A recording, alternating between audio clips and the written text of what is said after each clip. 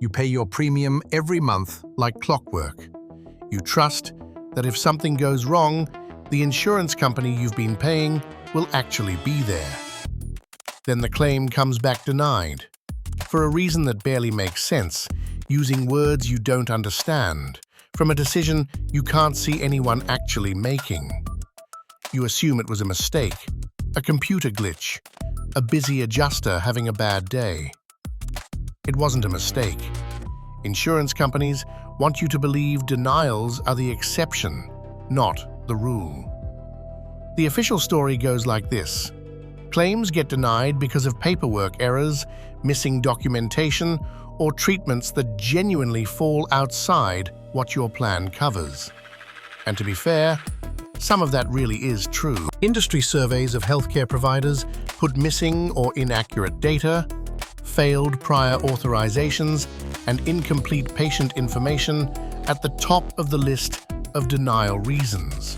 And more than half of providers say denials have been climbing for years for exactly those boring, bureaucratic reasons. None of that requires a conspiracy. If that were the whole story, this would be a pretty short video. It isn't the whole story. In 2024, insurers on the ACA marketplace alone received about 496 million claims. They denied roughly 85 million of them, for an average denial rate of 19%, nearly 1 in 5. That average hides a lot. Aetna denied around 22% of its in-network marketplace claims, and Oscar Health denied about 26%, more than 1 in 4. Denial rates also swing by roughly 500%, depending on which state you happen to live in, and by around 40% between insurers offering plans in the very same state. Even a single brand name can hide wild variation. Blue Cross Blue Shield's aggregate denial rate looks close to average, but that's really 36 separate, independently run, regional companies sharing one logo, each setting its own rules. Go out of network entirely, and the average denial rate jumps to 37%. UnitedHealthcare's own Medicare Advantage arm reported a prior authorization denial rate of nearly 13%, the highest among the major national insurers offering that kind of plan. This isn't a one-off bad year either. Denial rates have been climbing for most of the last decade, even as insurers report record profits. A January 2026 poll found that 2/3 of insured adults now believe denials and delays are a major problem with their coverage. Not an occasional annoyance, a major problem, according to the people actually living through it. So how does an industry deny 1 in 5 claims and still describe every single one as an isolated, reasonable judgment call? Part of the answer showed up in a Minnesota courtroom. In late 2023, the families of 2 deceased Wisconsin Medicare Advantage patients sued UnitedHealthcare and its subsidiary Navi Health, alleging the company used a predictive tool called NH-Predict to help decide when to stop paying for a patient's nursing or rehab care. Not a doctor making that call in the moment. A model built by a company that UnitedHealth's Optum division had quietly acquired back in 2020 and later folded into a unit it renamed Home and Community Care. The lawsuit claims staff were pressured to keep patients' recovery time within 1% of whatever the algorithm predicted, no matter what the treating physician actually recommended for that specific patient. That pressure wasn't just alleged by lawyers after the fact. It first came to light through a health industry news investigation built on internal company documents that reported managers were directly tracking employees against those algorithm-generated targets.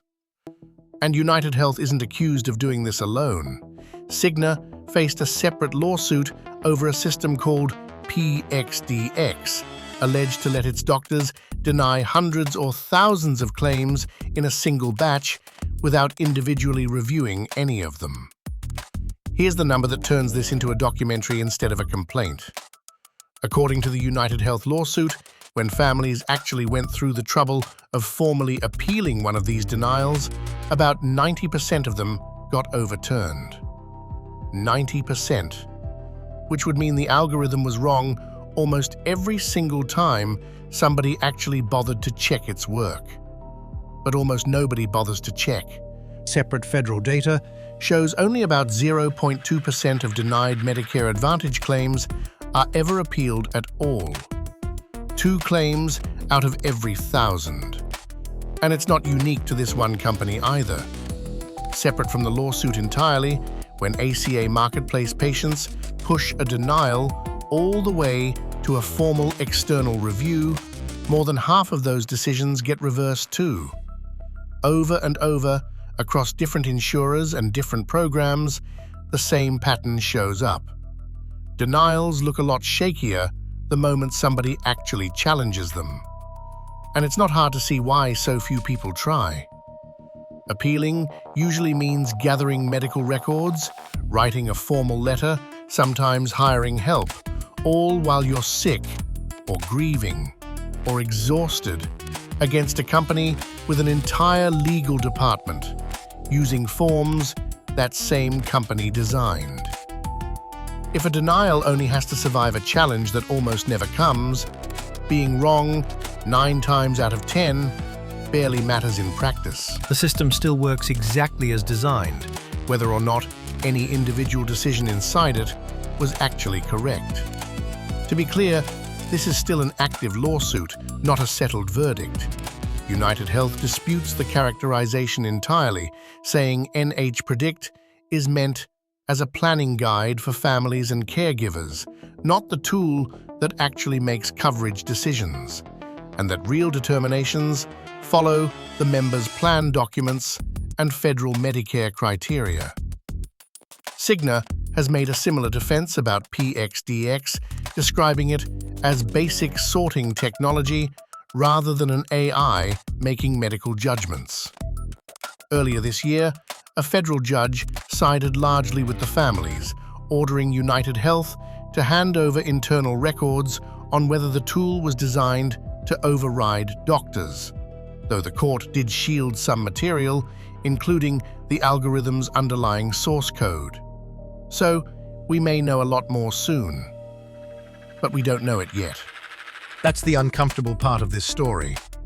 Even with lawyers, subpoenas, and years of litigation involved, we still don't fully know how these decisions get made behind the scenes, or how many other insurers are quietly running something similar.